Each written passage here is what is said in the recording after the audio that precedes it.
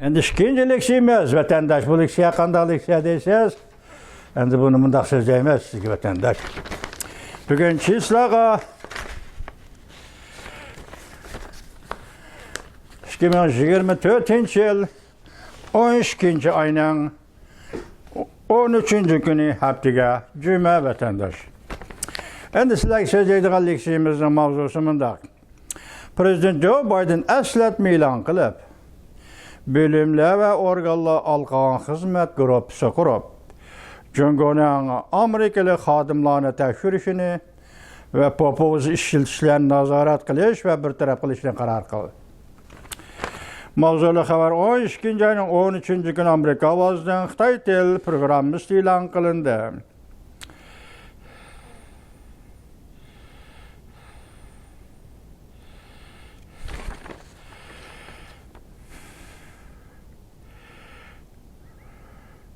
Prezident Joe Biden eslatma e'lon qilib, bölümler ve organlar alqagan xizmat gruppasi qurib, Jungoning Amerikalik xodimlarni tekshirishini ve popuz ishchilarini nazorat qilish ve bartaraf qilishga qaror qildi.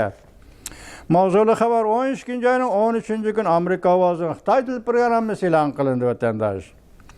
Mundaq başlandı. Amerika Qo'shma Shtatlari prezidenti Joe Biden 12 ayning 22 kuni payshanba eslatma e'lon qilib, Jungoni tekshirish, nazorat qilish harakat gruppasi qurib, Junxo Xalq Jumhuriyatining bevosita yoki vositalik gumashtilari orqali Amerikaliklarni tekshiradigan va ularga popozza qiladigan harakatlarni tekshirishni qaror qildi.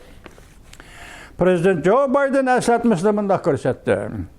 2023-yillik moliya yiliga davlat mudofaasiga huquq berish moddalariga asosida Prezident Joe Biden Davlat bexatarlik ishlari yordamchisi va Davlat iqtisod komiteti mudiri rahbarlariga organlar alqagan tirishchanlik ko'rsatib, birgavdalashgan, nazorat qilish, belgilash, ijro qilish, federatsiyalik siyosat tuzib, Jungoning Amerikada ve Amerikaga mansub rayonlarda söz matbuot erkinligi bilan mashg'ul bo'lgan har qanday Amerikalikqa, jumladan Jungoda tijorat qilayotgan Amerika shirkatlariga qaratgan tekshirish va popozza qilishlarning natijalarini, yoki Jungoning popozza qilishlarining natijalarini tekshirish ve nazorat qilish to'g'risida ko'rsatma berdi.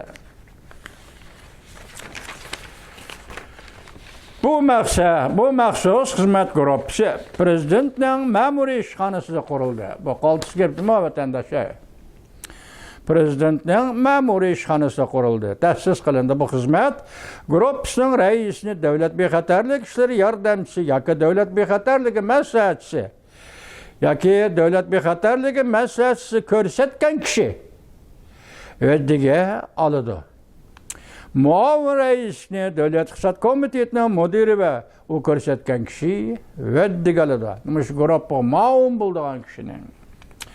Bundan başqa yana federatsiyalik hukumat bölümleri ve idoralarning vakili, jumladan davlat mahkamasi, moliya ministerligi, adliya ministerligi, davlat mudofaa ministerligi, yezi egilik ministerligi, savdo ministerligi, Ma'rif ministerligi, davlat bexatarlik ministerligi, markaziy istixborot idorasi ve federatsiyalik tekshirish idorasi hamda prezident vaqtliq belgilagan organlar vakillarini o'z ichiga oldi. Xizmat gruppasi. Demak, bu yerda Jungoga munosabatlik oldi Amerika Qo'shma Shtatlarida umumiy safarbarlik desangiz bo'ladi buni vatandosh. Bütün hukumat apparatlar, davlat apparatlari ya. Prezident Joe Biden hozir ma'muriy ishxona o'zining ma'muriy ishxonasida favqulodda xizmat gruppasi qurib chiqdi. Jungoning qilmish atmishlari, masalan, Amerikaliklarga har tarafdan yuqorqidek her tarafdan popuz ishiltirgan, tahdid soladigan ishlarni qayta tekshirish, mush xizmat gruppasi tekshirish.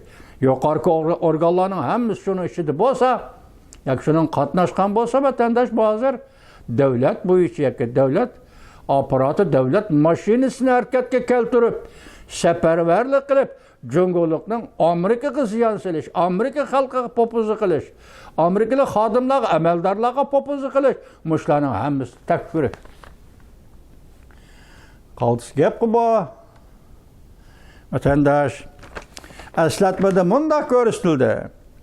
Maxsus xizmat guruhi 1 yilda kam bo'lganda 2 qatim ochildi, yig'in ochdi. Bir gavdalashgan federatsiyalik hukumat siyosatlarini, bu siyosat maxsus xizmat guruhi a'zolarining kollektiv qarashlarini aks ettirib berdi. Hamda bu xizmat guruhiga a'zo bo'lmagan organlar ham xususiylar sohalar, matbuot va Amerikaning ittifoqdoshlari va sheriklarining manfaatiga munosabatlik maslahatli ishlar va uchor egallashlarni o'z ichiga oladi. Eslatma tarqatilgan 120 kun ichida Cüngoni tekshirish va nazorat qilish harakat guruhi prezidentga, davlat majlisiga va aloqador komitetlar xizmat tadbirlarini topshirishlari kerak.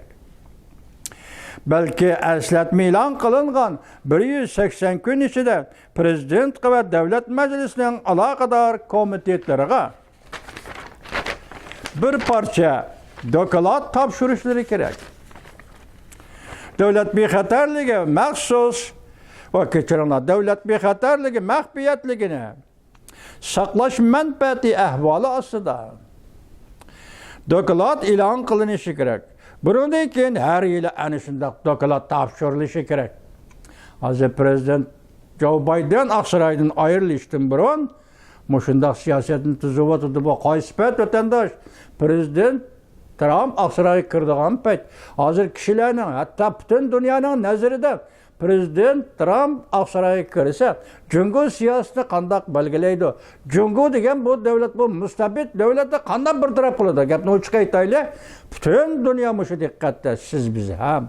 Shuning ichida vatandosh ya, mushundaq bir payt intayin nozik bir o'tkinchida bir prezident Joe Biden hukumat siyosat va huquq yurgizish huquqini 1-oyning 20 kuni kelar yili prezident, yangi saylangan prezident Trumpga topshirdi. Bu o'tkinchi davr.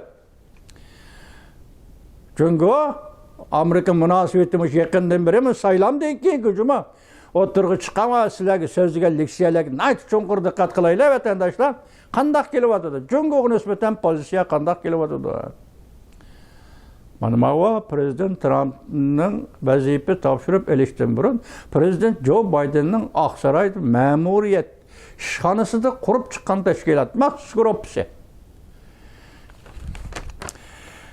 Demokratlar partiyasi a'zosi Amerika Qo'shma Shtatlari prezidenti Joe Biden kelar yili 1-oyning 20 kuni hokimiyat yurgizish huquqini Aqsaroyda qayta kirdigan prezident Donald Trumpga topshirdi.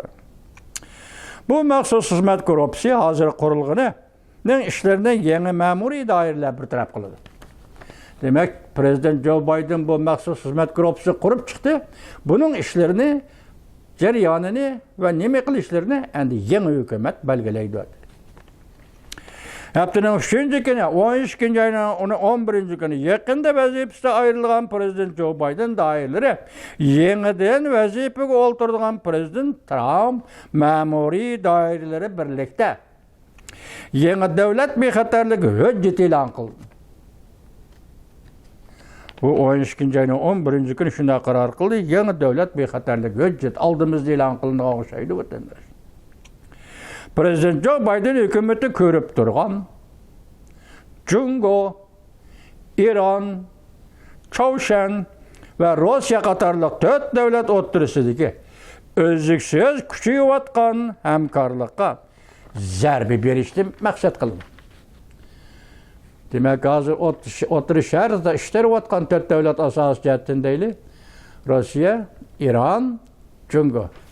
Ukrainada ishlayotgan davlat Çavşan, Rossiya. Hem bunun qisman aldı, yoshirin va oshkor aldı Cungo. Hamma dunyo vaziyati qayerda ta'xirsizlik bilan o'tirib chiqdi. Shuning kayni Cungo bor. Ukrainaga tajovuz qilgan Rossiyani qo'llayotgan Cungo neme o'tirish shartini, neme Hamas deganlarni qo'llayotgan o'xshashli jungo. Hammaning kayndi jungo. Demak, bu yerda hozir ma'muriyat, Aqsaray ma'muriyatida qurilgan maxsus guruhpa. Xizmat guruhi yoki jungoga zarba berish. Jungoning nimasiga zarba berish? O Amerikaliklar ziyon soldimi? Popuzni ishlatdimi tekshirish. Mayli davlat sirtida Amerikada, mayli davlat ichida jungoda Amerikalikqa popuzni ishlatib, zahmat sağgan bo'lsam, men mushunga javobgar bo'lsam, mush qurgan xizmat guruhi shuni tekshirdi deydi vatandosh.